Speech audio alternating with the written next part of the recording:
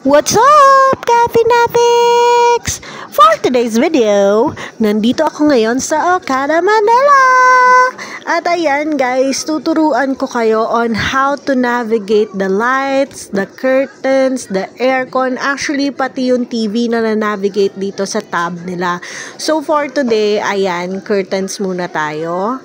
So, ayan, may nakasulat naman na open at close. So, ayan. High-tech kasi dito, guys. So, medyo pagka-aanga-anga ka, walang mangyayari sa'yo. So, ito na ang video na para sa'yo pag naka-check-in ka, pag gusto mong buksan ang curtains, ang lights.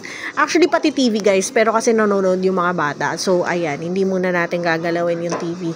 Lights muna tayo, aircon and curtains. So, etong tab na to is specifically for that curtain.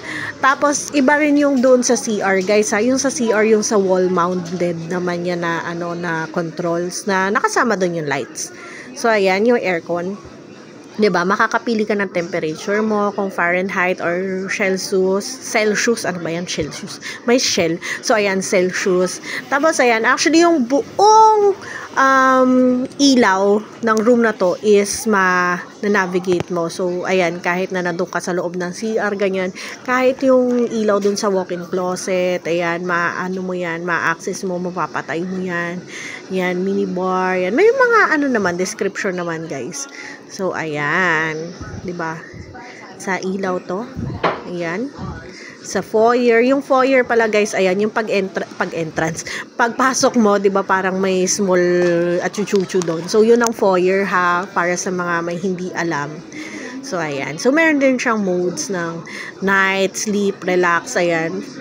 So, kung gusto mong mas mabilis, yun na lang pindutin mo, 'di ba? Pinahirapan ka pa, may brightness, ganyan. 'Di ba? So, ayan. Ayan lang, guys. Salamat sa panonood. Ingat!